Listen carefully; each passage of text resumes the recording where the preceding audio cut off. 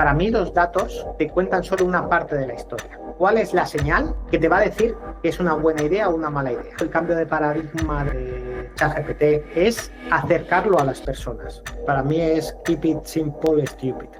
Mantén sencillas las cosas y utiliza la mejor herramienta en el mejor momento. Las empresas las hacen crecer, las personas no utilizan demasiado la frase siempre se ha hecho así. Es una luz roja para decir...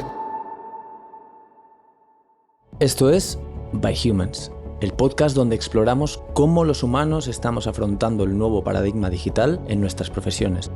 Nos sumergimos en conversaciones profundas para entender el impacto de la tecnología en el liderazgo y las decisiones que están transformando las organizaciones.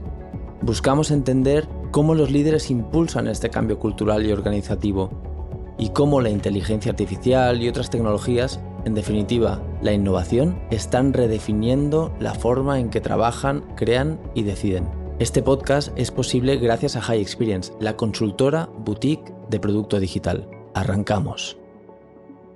Hola a todos y todas, ¿cómo estáis? Bienvenidos y bienvenidas a un nuevo episodio de By Humans, el podcast de High Experience. Yo soy Pablo, estoy encantado de hostear este capítulo de hoy y todos los que hemos hecho ya. Y estoy aquí de la mano de mi compañero, CEO y fundador de High Experience, Roberto. ¿Qué tal? ¿Cómo estás? Muy bien. Aquí con ganas de una nueva charla para aprender y divertirnos también, ¿por qué no? Qué bueno. Y hoy tenemos aquí a Manuel Arrabal, que él es Head of Data and Product de Check24 España, que para quien no lo conozca es un comparador de productos y servicios, nada más y nada menos que el más importante de Europa. Él nos contará y nos dará más detalles. Y lo interesante de Manuel es que lleva una década transformando datos en productos digitales. Y esto nos va a resonar bastante a High Experience porque son productos digitales tecnológicamente viables, económicamente rentables y además que mejoran la vida de las personas. Eso está mucho en un deck nuestro, ¿eh? Sí, ¿eh? Tal cual, vamos. En la página 2. Literalmente en la página 2. También muy interesante su experiencia porque esto te va a encantar. Él ha emprendido. Luego nos contará qué tipo de negocio ha emprendido. Me resuena. Y ha liderado equipos globales y ha impulsado la digitalización en sectores que tradicionalmente son un poco más reticentes a la transformación, ¿no? Vamos a hablar con él de datos, de producto, de innovación y de lo más importante, de todo lo humano detrás de todos estos conceptos que acabo de decir. Por eso vincula tanto con By Humans. Arrancamos con la primera sección. Vamos directos a lo importante, con una sección que nos gusta repasar un poquito el pasado, cuál es tu background, cuál es tu formación.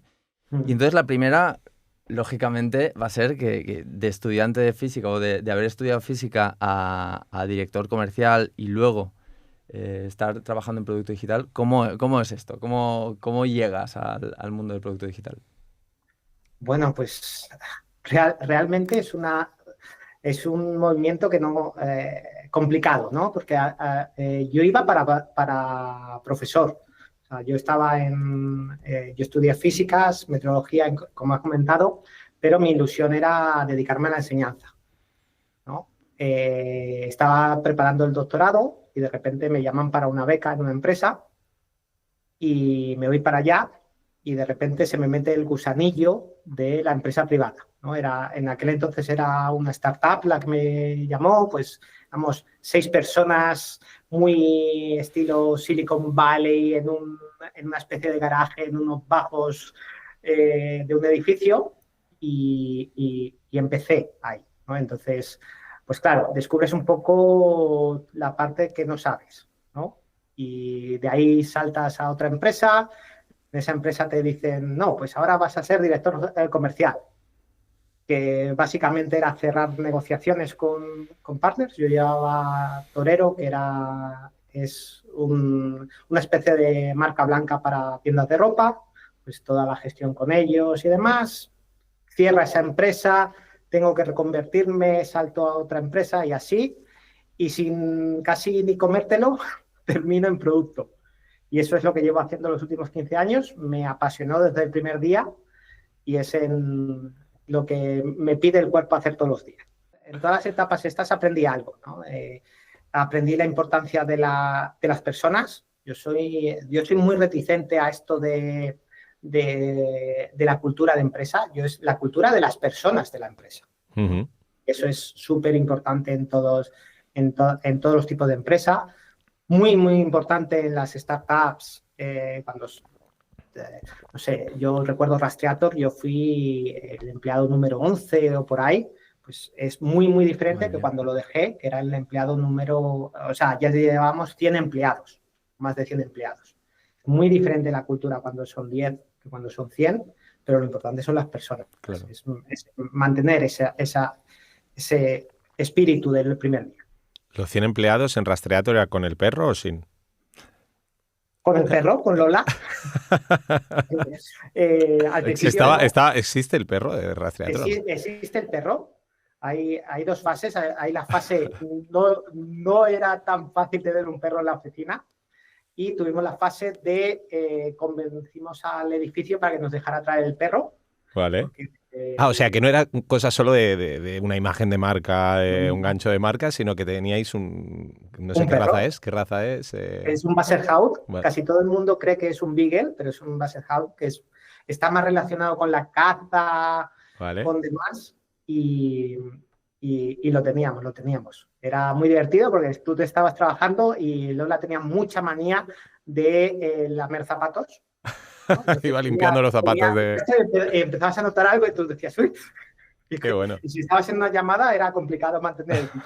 Bueno, y a lo mejor en esa época, ¿no? Que a lo mejor todavía no era pre-COVID, ¿no? Y no estaba tan normalizado que sucedieran cosas alrededor de una llamada, ¿no? Tenía que ser todo más polite, que ahora es lo típico de que nosotros tenemos reuniones que pasan los gatos por delante. Sí, claro. La vida. La vida, sí, los niños detrás. Papá. Vamos a hablar de cómo influye tu experiencia en startups, scale-ups y en grandes compañías en tu rol de liderazgo de equipos y de proyectos a día de hoy. Pues yo creo que la mejor ventaja es que no vengo del mundillo, ¿no? O sea, que soy un ignorante de muchas cosas y que doy esa visión más desde fuera, ¿no? Te voy a dar un ejemplo. En un marketplace que teníamos o que montamos, pues es muy importante la información de los productos, ¿no? Nosotros nos centrábamos sobre todo en pequeño electrodoméstico, ¿de acuerdo? Pues me acuerdo que yo estaba en aquel entonces, yo estaba viendo las fichas y decía, ostras, cuando yo busqué mi propio producto, yo estaba buscando que tuviera esta cosa en concreto, ¿no? Pues era una batidora, ¿no? Para los batidos tal, y yo quería que tuviera 2 vasos, ¿no? Porque uno era para el que utilizabas y el otro para lavarlo. Y era como, ¿por qué en ningún momento en la ficha del producto vienen cuántos vasos vienen, ¿no? Y te das cuenta de repente, oye, voy a los chicos encargados del contenido y le digo, oye, yo creo que esto es súper importante. O el tema de los lavavajillas, me lo contaba una persona con la que he trabajado, me contaba, porque estaba más o menos en el mismo sector, y dice, yo no me di cuenta de lo importante que era en el listado decir si un lavavajillas tenía la típica bandeja o el cubo para los cubiertos hasta que me tuve que comprar el mío, ¿no? Y muchas veces venir de fuera del sector o no haber tenido este camino recto, sobre todo en producto que se viene mucho desde marketing, demás, yo creo que nos da esta visión de ignorancia, ¿no? Y de decir, bueno, vamos a lo sencillo, ¿no? Es tan complicado el producto. Sí, perdona, dale. No, simplemente iba a decir que es uno de los aspectos más importantes en lo que es la experiencia de cliente, ¿no? El poder empatizar, ponerte en los zapatos del otro y si ya lo traes además de naturalmente, ¿no? Esa capacidad de decir, hey, pero esto que estamos vendiendo, ¿por qué no estamos respondiendo a esta inquietud que va a tener sí o sí un cliente, ¿no? Claro. Salirte un poquito del molde. Ya no es que no hayas estado tan implicado quizá en el producto digital, sino que a lo mejor tu punto de vista precisamente es original. O genuino, o que no estás viciado de haber trabajado desde hace tantos años en ese tipo de productos. Y precisamente yo creo que la parte de emprender tu propio negocio seguro que te enseña muchas cosas. Aquí sé que de buena tinta que a Roberto y a mí nos gusta mucho la gente que emprende porque se enfrenta a una realidad que a veces es cruda, a veces sale genial, pero a veces es compleja. ¿Qué se aprende de emprender que no te enseñan las grandes compañías? Es una idea que llevábamos rumiando varios años, ¿no? Y además es salirme un poco del producto digital, porque Dulces al final no es producto digital. Fue un reto importante, ¿no? Tienes que empezar a pensar en, ya no lo puedes hacer desde el ordenador, sino necesitas un local físico, ¿no? Y te ayuda a pensar en toda la logística y demás.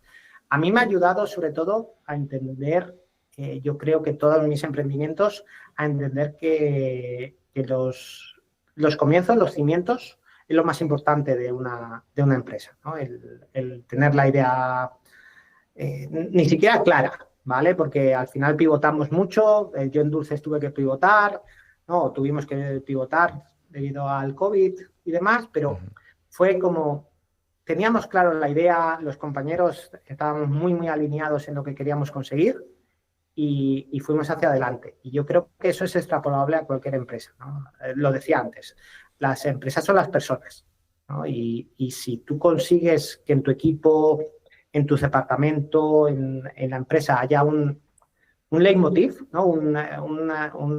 El por qué te levantas y vienes a trabajar todos los días y es compartido, ¿vale? Independientemente de que cada uno tenga su responsabilidad, y de los servidores, producto, diseño, ¿no? Marketing. Pero si todos nos levantamos y vamos con una intención, yo creo que es lo más importante. Y eso es lo que me ha enseñado a emprender, ¿no? El cuidar de las personas y de la intención del leitmotiv de mis equipos, de la empresa y al final de lo que estamos pasando 8 horas con suerte al día en la empresa, pues hombre, qué menos que sea algo que nos llame, ¿no? No podría estar más de acuerdo. O sea, creo que ese leitmotiv o llamarle propósito, misión, ¿no? de una empresa, al final es lo que te permite ir creciendo en una dirección que, como tú dices, seguro que va a sufrir un montón de cambios, pero que esa misión, ese propósito, eso que quieres conseguir, siempre va a estar ahí y todo lo otro se va a ir adaptando o lo debes de ir adaptando para realmente crecer. En el caso de High Experience, ¿no? Al final, tú a veces es difícil incluso enfocar cuál es esa misión, ese propósito. A veces tú puedes pensar que dices, oye, la misión de High Experience cuando empezaba, ¿qué era? Diseñar productos, ¿no?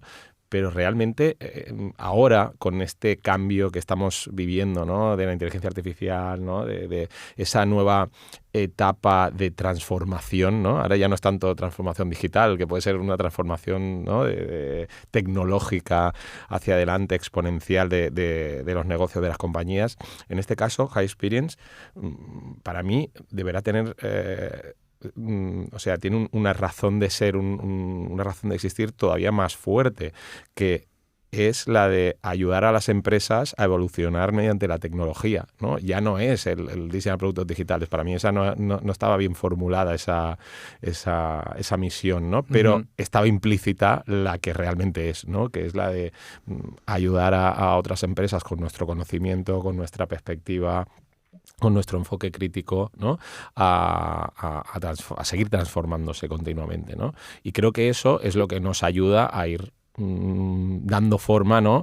a una propuesta de valor, a un negocio, a un equipo, ¿no? Y ahí déjame sumar que creo que el equipo también es imprescindible, ¿no? Que, como tú decías, ¿no? Que se crea esa misión y que además apueste por ella, ¿no? No, totalmente. No, tuve un manager que me decía que seguramente si contratásemos todo gente como él o como yo, todo funcionaría bien, pero no tendríamos esa multicapa de diferentes opiniones y demás, ¿no? Entonces, hacerse un equipo fuerte, que cada uno tenga su especialidad, que lo que no tiene uno lo sume el otro, imprescindible. Es que yo pongo en valor siempre las notas discordantes. A veces para cambiar el rumbo, otras para poner en jaque la idea inicial. Siempre. Entonces, yo ese back to the roots siempre lo mantendría. Vamos a volver a la esencia, por mucho que iteremos nuestra propuesta de valor, ¿qué es lo que nos hizo montar esto? Y a partir de ahí adaptarnos a las condiciones que a día de hoy son una locura. Luego lo hablaremos. Totalmente. Has trabajado en sector seguros 100% online, Sí. definiendo estrategias, implementando nuevos productos, analizando el mercado, negociando con proveedores. Quisiera saber qué aprendiste de un sector, lo que hemos comentado antes, pues tradicionalmente un poquito más reticente a este cambio, más resistente al cambio. ¿Qué aprendiste y qué mantienes a día de hoy de todo ese aprendizaje? Vale, pues principalmente yo creo que el sector asegurador es muy tradicional y utilizan demasiado la frase siempre se ha hecho así, ¿vale? Yo vengo de una generación en la que si querías viajar te ibas a una agencia de viajes, ¿vale? O sea, yo vi el cambio de agencia de viajes a portal online donde metías tu tarjeta y contratabas un vuelo o un hotel, o contratar un hotel a base de unas fotos y unas opiniones de usuario. Al final yo he aprendido que la respuesta de siempre se ha hecho así es una luz roja para decir, bueno, pues seguro que hay alguna manera mejor, ¿no? Entonces, ahí estamos, poquito a poquito, pero creo que lo más importante es eso, es decir, no conformarte. Claro. Y siempre intentar decir, bueno, se puede mejorar, podemos darle valor a nuestros usuarios de alguna manera. Interesante. En tu etapa en Life Full Connect, ¿lograsteis duplicar tráfico y escalar a 23 países? Tengo aquí anotado, no sé si es correcto. Sí. Y te lanzo una pregunta. ¿Crecer rápido y crecer bien es una utopía o es una realidad? Por contar algo, el basket medio, la cesta media de Emiratos, era como 10 o 12 veces más alta que el resto de los países, ¿vale? Porque ellos era lujo. Qué locura. Entonces, pasas de un algoritmo de ordenación de productos que está más enfocado a precio al final, Claro. y no, tienes que cambiarlo. Y para Emiratos era lujo. O una cosa súper curiosa, Alemania. Alemania tenía una tasa de retorno de producto brutal, brutal. O sea, por encima del 50%, porque los usuarios, sobre todo en moda, piden 2 tallas, ven cuál le queda mejor y devuelven una. Claro, en Alemania teníamos que dar mucho más peso a cómo se iba a devolver la prenda, los plazos y demás, Claro. que en otros países donde no sucedía, ¿no? Entonces, crecer así de rápido lo que te da es herramientas o te da posibilidades para desarrollar herramientas que puedes aplicar a otros mercados, a otros países. Ojalá hubiéramos crecido igual de rápido que de bien, ¿vale? Yo creo que después, cuando llegamos a 23 países y tuvimos que reducir a 18 porque se nos iba de las manos, pero yo creo que no estuvimos en ese success del 1, tampoco estuvimos en los 1000 que fallaban, ¿no? Tuvimos algo intermedio. Sacasteis buena nota entonces. Sí, Qué pero bueno. por el equipo, ¿eh? O sea, yo no tengo más que buenas palabras por el equipo de country managers que teníamos y hacían un trabajazo, ¿sabes? Con marcas, con insistir continuamente, oye, he visto esto, podríamos sacar una funcionalidad, ¿no? Eran gente, personas, casi todas chicas, porque era un poco el mercado de la moda atrae más al género femenino. Tenían una pasión por mejorar, por el detalle, por llegar a las reuniones. Muchas veces se metían en las ceremonias del equipo de desarrollo, se metían solo para decir, oye, he probado esta funcionalidad y creo que habría que darle esta vuelta de tuerca. Es indiscutible que ese dinamismo ayuda mucho para crecer y tiene que ser bidireccional. Es decir, los que proponen y el otro departamento dispuesto a escuchar y a probar. Pasamos un poco al presente y hablemos de esa necesidad que tienes tú de transformar esos datos en productos. Y hablemos de tu rol como Head of Data y Producto. Vamos a bajar un poco eso y en qué consiste tu día a día, cuáles son tus tareas. Te levantas por la mañana y ¿qué es lo primero que haces? Vale, pues todos los días por la mañana lo primero que veo son ciertos dashboards que tenemos para ver que todo, que el negocio sigue funcionando tan bien como hasta ahora. Para mí los datos te cuentan solo una parte de la historia, ¿vale? Lo importante no son los datos, el dashboard, las ventas y demás, sino qué te dice de lo bien o lo mal que lo estás haciendo, ¿vale? Y eso es muy, muy importante. O sea, el entender que una nueva funcionalidad, si la están usando mucho o poco, si está aportando valor, si eso se traduce, ¿no? Yo hago una pregunta siempre que me proponen una nueva funcionalidad, que es, ¿cuál es la señal, el KPI, la señal cualitativa, cuantitativa, que te va a decir que es una buena idea o una mala idea? Si no eres capaz de formularlo, ya empiezo a dudar si merece la pena, ¿no? Mi misión principal es no tanto controlar una gráfica, que esté todo para arriba, que todo sea exponenciales hacia arriba, ¿no? Sino cómo esos datos ayudan al equipo a mejorar el producto hacia el usuario, ¿no? Entonces, es un círculo virtuoso al final, ¿vale? Tengo un equipazo de product managers, o sea, no podría hacer todo, la empresa creo en general no podría hacer todo lo que hace sin ese equipazo. Y creo que hemos encontrado ya el ritmo, ¿no? Al final prácticamente la empresa tiene 6 añitos, menos 2 años de COVID, porque los seguros se vieron bastante impactados durante esos años, nadie podía salir, entonces los seguros de coche pues eran un poco el impasse, ¿no? Pero ya tenemos un tiempo aquí y hemos engrasado la máquina de tal manera que como decía, es un círculo virtuoso en lo que los datos nos dan ideas, las ideas las aplicamos, vemos cómo han reaccionado, nos dan nuevos datos y vamos continuamente. A mí una de las cosas que más me encanta es, ya no tengo tanto tiempo para hacerlo, antes se lo hacía más, es ponerme con algún agente de ventas, ponerme lo que llamamos la Y, que al final es un duplicador de auriculares, y escuchar a los usuarios, cómo les ayudamos, lo que nos cuentan, todo el feedback que nos dan. Me encanta hacerlo y es una de las cosas que he hecho más de menos, ¿no? Ahora recibo resúmenes de IA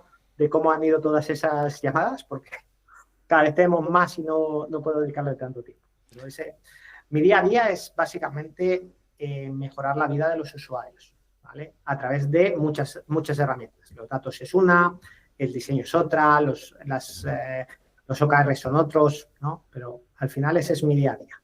Siempre pensar en qué puedo hacer por el usuario. Ser una brújula andante.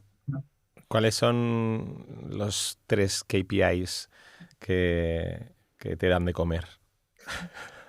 Vale, yo creo que los que puedo compartir, ¿vale? Creo que el más importante es el share de usuarios entre online y offline, ¿vale? Al final la propuesta de valor de la empresa es 100% online.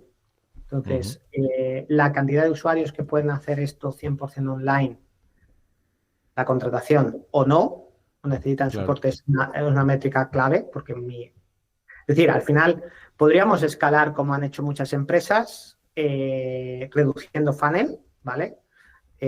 Rastreator, por ejemplo, se queda una parte. Rastreator, acierto, todos los comparadores, ¿vale? Rastreator siempre lo menciono Rastreator por dos motivos. Uno, estuve allí, y otro, es el más conocido para el público, ¿vale? Pero bueno, se quedan en una parte del funnel menos adelantada que nosotros, ¿vale? Solo en la comparación, y después casi todo es un modelo click-out, ¿de acuerdo? Nosotros vamos end-to-end, es decir... O sea, cierras la venta, la cierras directamente en tu plataforma.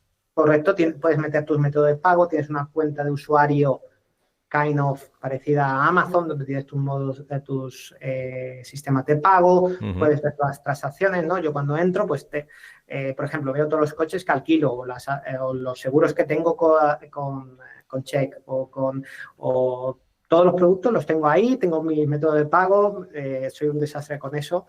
Me recuerda, oye, tienes que actualizar la tarjeta, ¿no? Porque si no, no te van a renovar. Vale. Y entonces ahí el KPI que hablabas es justamente usuarios que completan ese proceso, ¿no? Que van desde consultar o mostrar interés por un producto o servicio al que acaba comprando, ¿no? Al que acaba comprando online. ¿Vale? Y en comparativa con offline.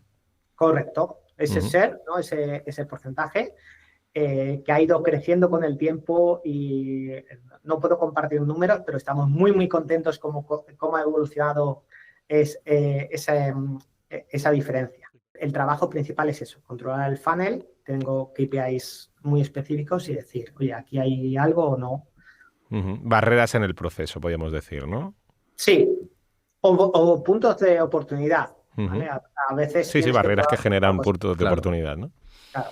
¿Ese sería el segundo o aquí metes 2 KPIs? Porque hemos hablado del ese share entre usuarios que acaban comprando online versus offline. Entiendo que esto sería uno, ¿no? La barrera del proceso y las oportunidades que se generan. ¿Y cuál? ¿Se te viene otro? No habría uno tan claro porque al final a mí me encanta ver el NPS, por ejemplo, pero digamos que con las oportunidades y con el share son los dos clave, ¿no? Al final uno valida que tu propuesta de valor funciona y el otro que tu web funciona. Y cada vez más, claro. Claro, entonces al final pues estamos tan centrados en ir al detalle en cada parte del funnel. O sea, eso es algo que he apreciado mucho de holandeses y de alemanes. Digo holandeses porque Lightful Connect, yo trabajaba para uno de los verticales que estaba situado en Holanda, en Ámsterdam. He vivido que hay una apreciación por el detalle brutal, pero brutal. Es decir, no conformarse de esto está bien o está suficientemente claro, pero siempre tener esa pregunta de ¿se puede mejorar? ¿Se puede mejorar? ¿Se puede mejorar? ¿Hay alguna manera de hacerlo mejor? Claro. Y en cada parte del funnel siempre yo de repente recibo un email del CEO o de alguien del equipo y de repente algo que está ya así desde hace algún tiempo, de repente, oye, ¿qué le he pensado? ¿Le podríamos dar una vuelta a esto? Y yo, te despista, ¿no? Porque tienes el foco en otro lado, donde a lo mejor hay un KPI que sí quieres mover, pero te llama la atención sobre otro punto, ves la oportunidad también de mejorar en ese punto y dices, ¿por qué no? Claro. Volvemos a los datos, ¿vale? Has hablado de los dashboards, de las métricas, de los KPIs. Y también has hablado del equipo, de lo importante que es que el equipo trabaje junto y trabaje bien. ¿Cómo logras cambiar la mentalidad del equipo para que entiendan que los datos son una palanca de negocio y que hay que darle importancia y que no lo entiendan como un sobretrabajo o ruido? Hay una frase que a mí se me quedó grabada en una clase hace años, que es no puedes cambiar lo que no mides, ¿vale? Entonces, a mí me encanta medir cosas, me encanta, me chifla, ¿no? Y se puede medir casi todo. Puedes poner un KPI, un OKR cuantitativo en casi todo.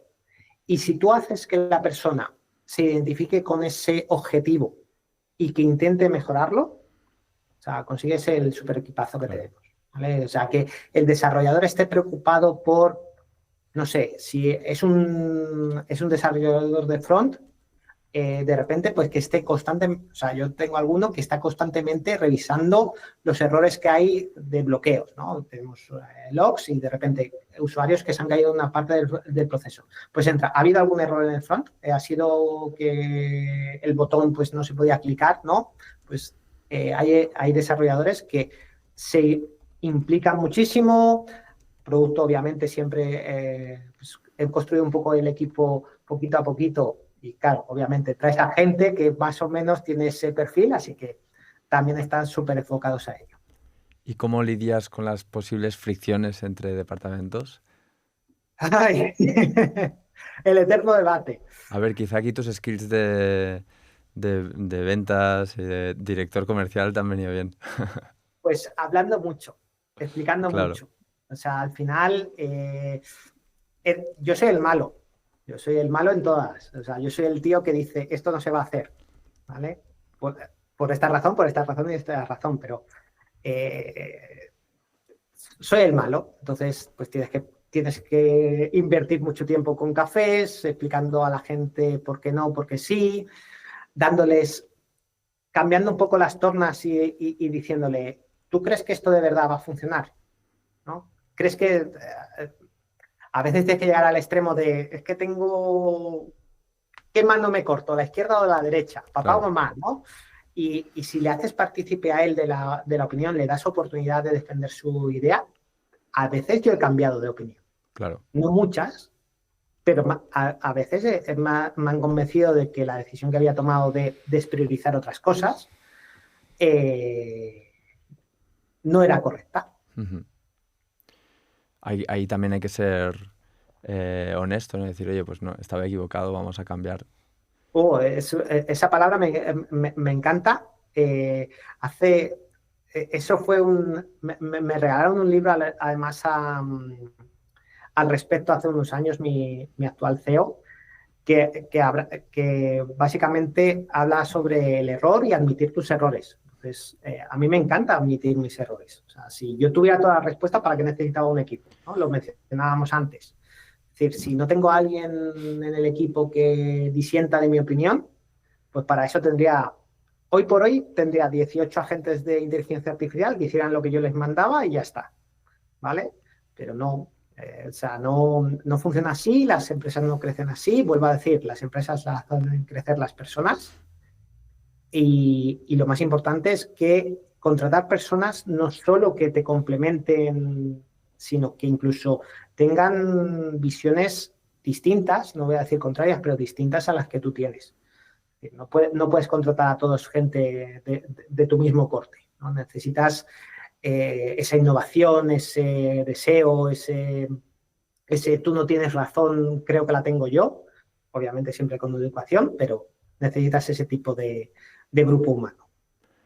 Además suena un poco Mr. Wonderful, pero es que no existen los errores. Realmente son normalmente aprendizajes que te hacen ser un mejor profesional y de eso se trata.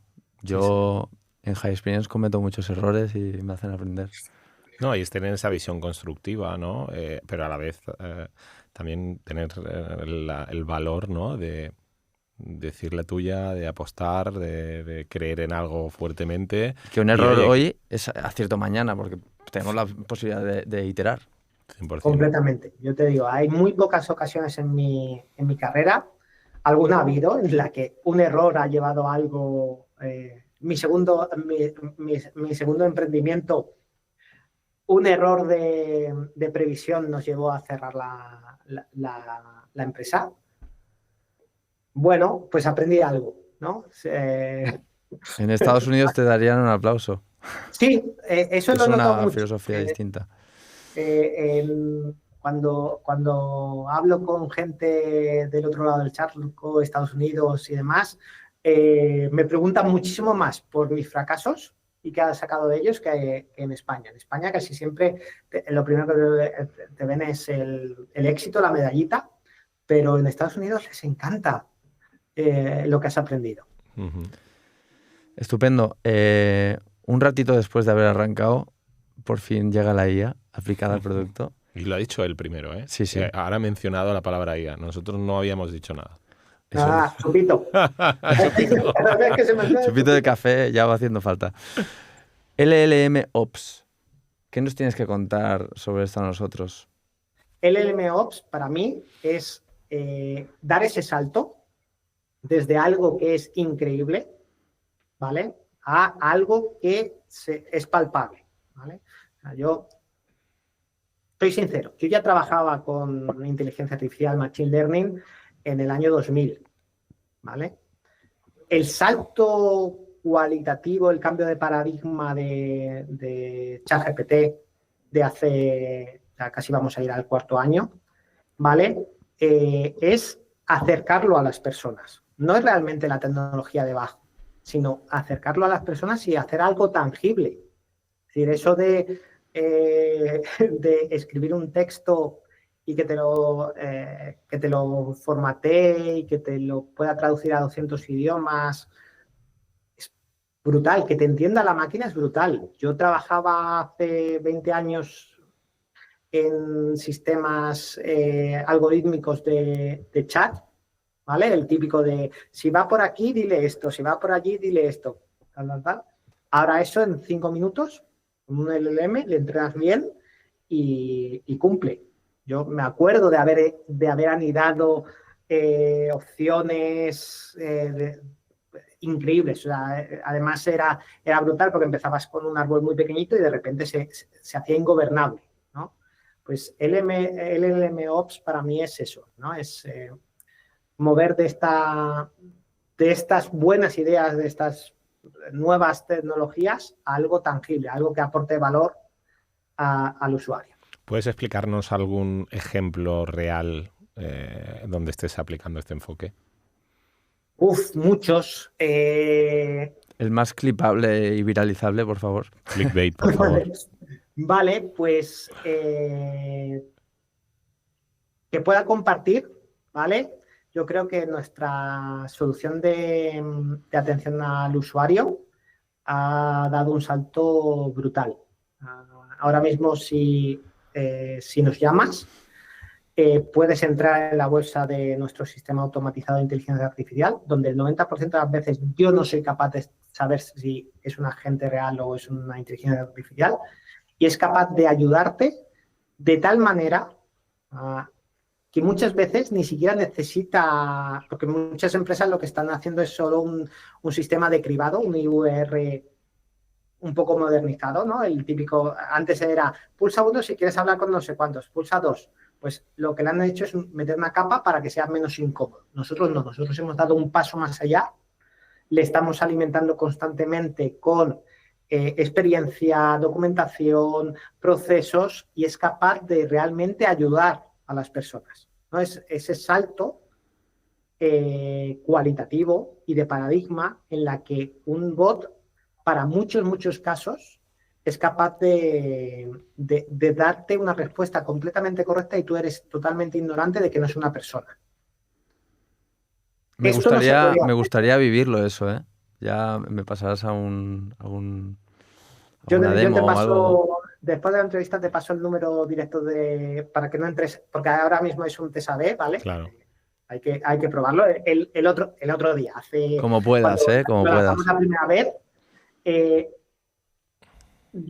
fuimos tan abiertos en tú intenta ayudar al usuario, que uno nos comentó eso de, oye, ¿me puedes ayudar a comprar una lavadora? Y le dijo, claro, te concerto una cita y te llamará un agente de venta. Para ir mirando ya hacia adelante, ¿no? Sí, hacia futuro. El futuro. Hablamos de futuro. Yo quería mezclar un poco varias cosas de las que hemos hablado, ¿no? Hemos hablado de datos, hemos hablado de comparadores, ¿no? Que al final es gran parte de tu experiencia ha estado en este ámbito, en esta categoría, y estábamos hablando de inteligencia artificial, ¿no? Y si lo mezclamos todo, no sé, creo que es un modelo el de los comparadores y perdona la osadía, el atrevimiento, pero que es, vamos, tiene un potencial de cambio enorme con esos modelos más conversacionales que tenemos ahora, tipo con ChatGPT y demás. No sé cómo lo ves, ¿eh? Yo decirle a ChatGPT, oye, quiero un seguro de salud, recomiéndame el más adecuado, que vaya haciendo por ahí toda la interacción hasta que acabe comprándolo, ¿no? Ahora hace un par de días o menos que Shopify ya estaba anunciando, ¿no? su conexión con ChatGPT para poder cerrar las compras directamente desde allí.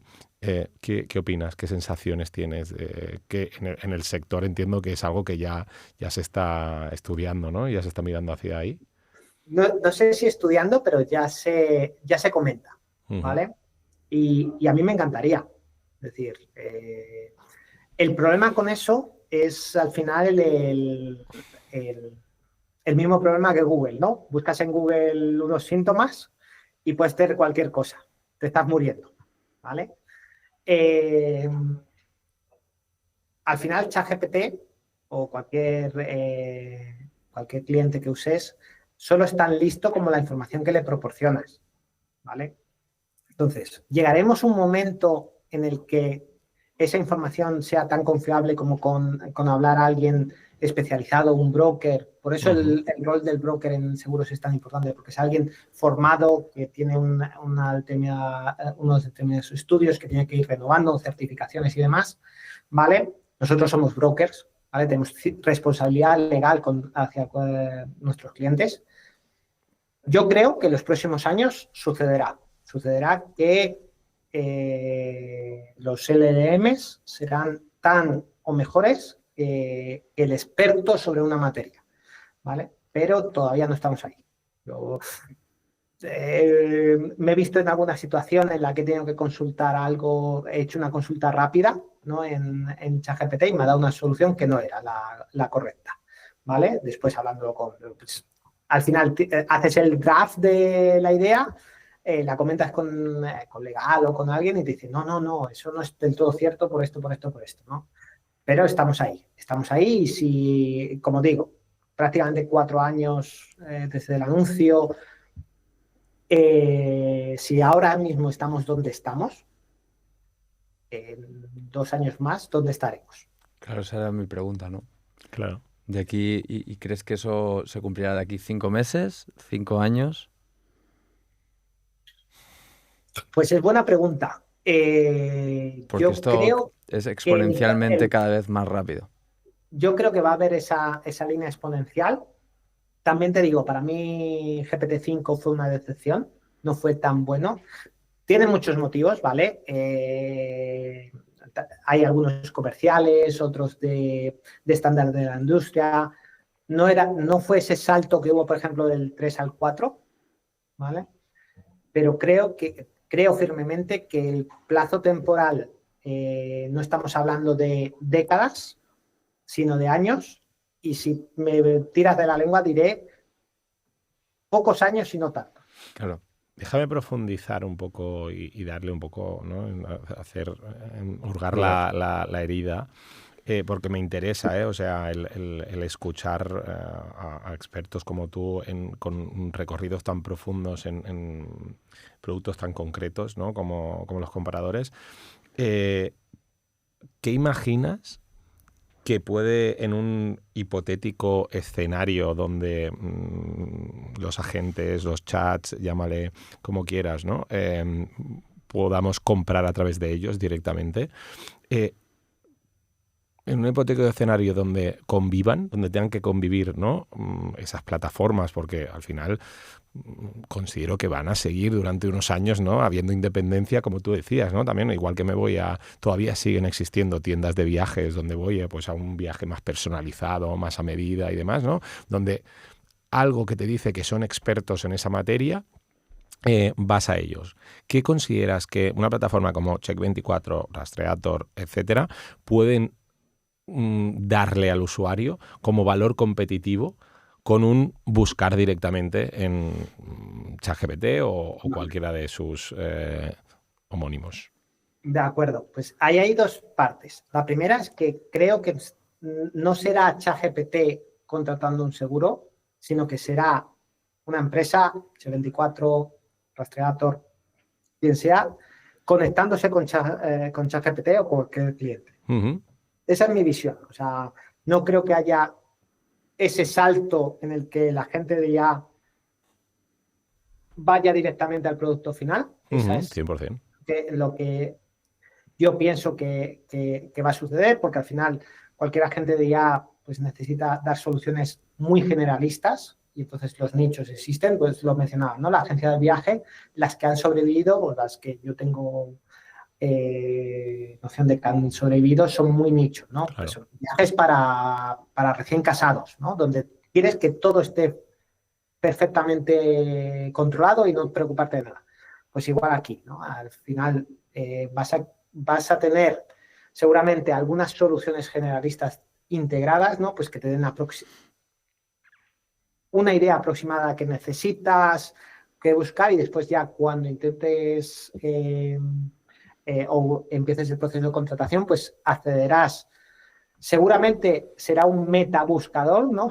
Igual que Rastreator, Check24, el resto de la industria pues se conecta con todas las aseguradoras, pues ChatGPT se conectará con todos los proveedores y buscará la forma más eficiente para ti, ¿no? Esa es mi visión cortoplacista, ¿vale? No te sé decir si 5 o 10 años, porque el mercado asegurador es cierto que es el que menos, más lento al avanzar, ¿vale?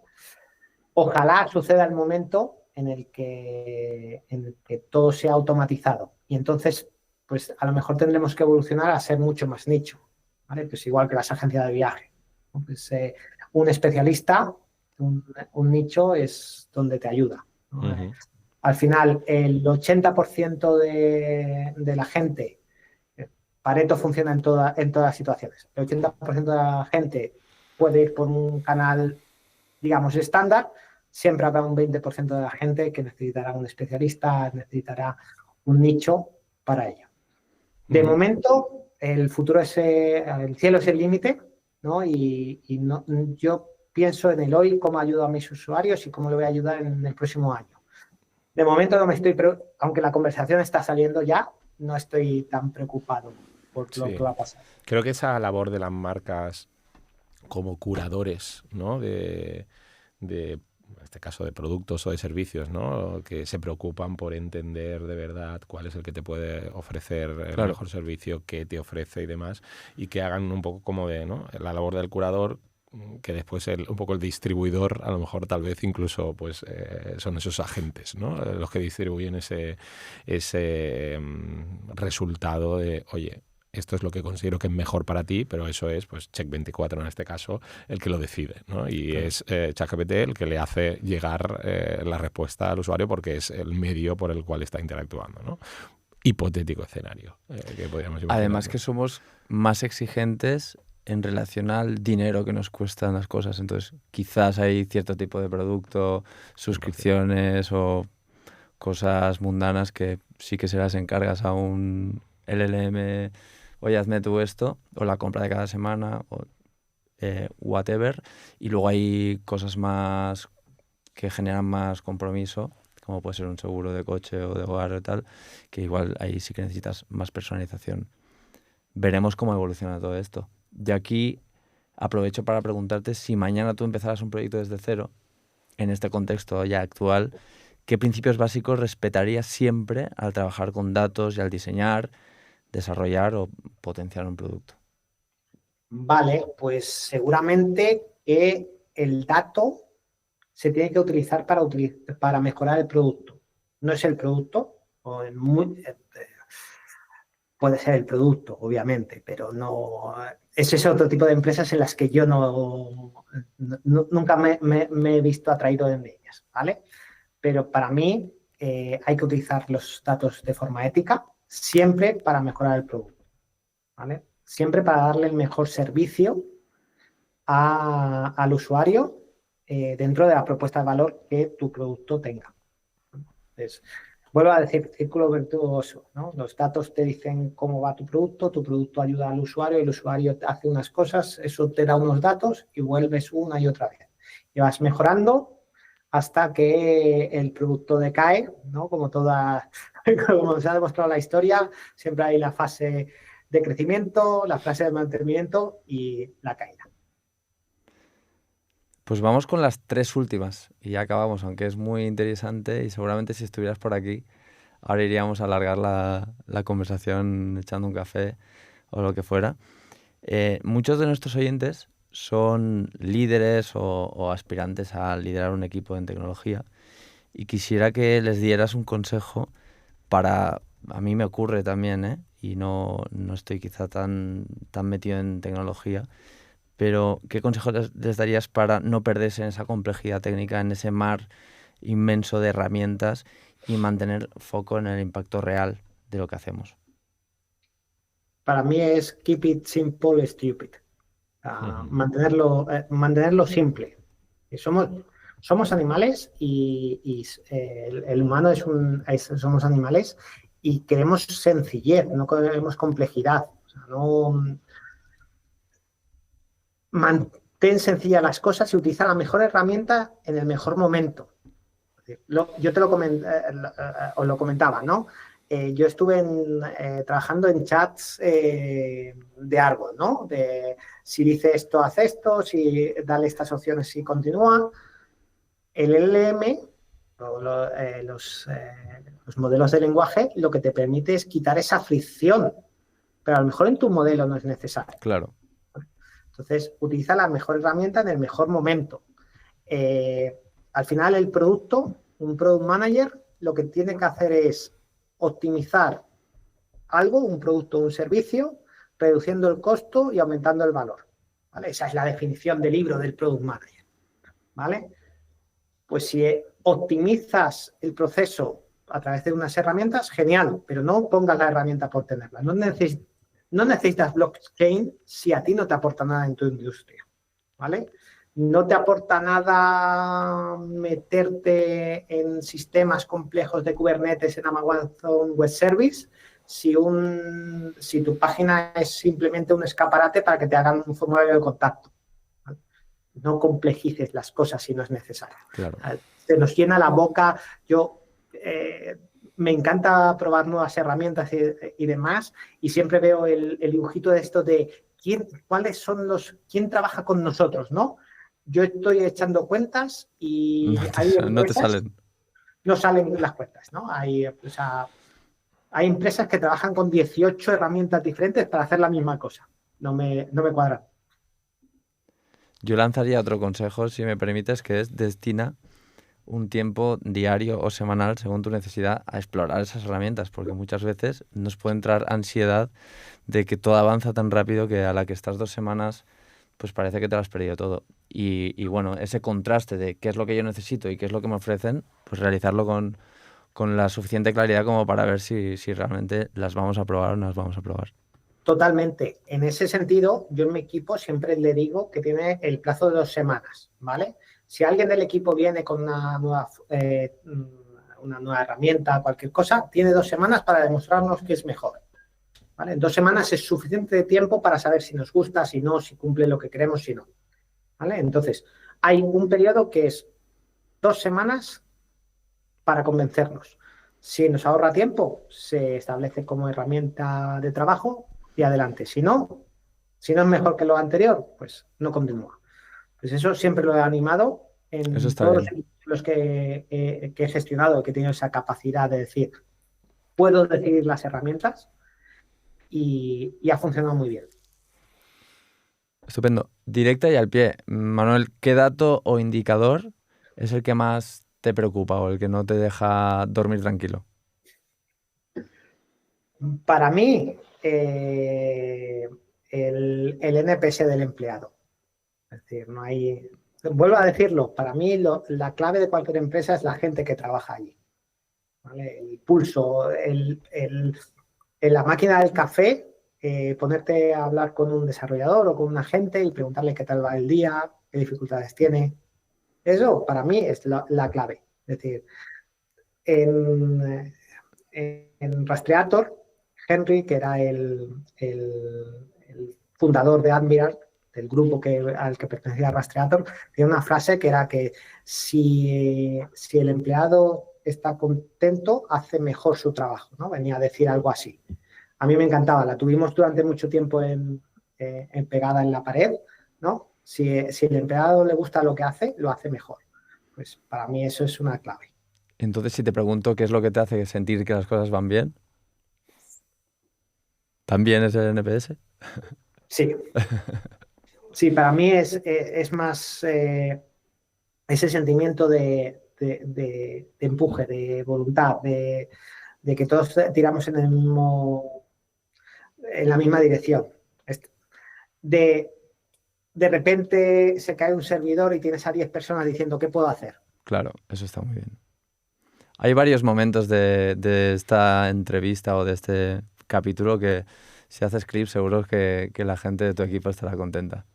Así que, pero bueno, también se ve muy fácilmente que es de verdad y que lo sientes así, así que por esa parte enhorabuena por apoyar a tu equipo, porque seguro que es el motivo por el que las cosas avanzan.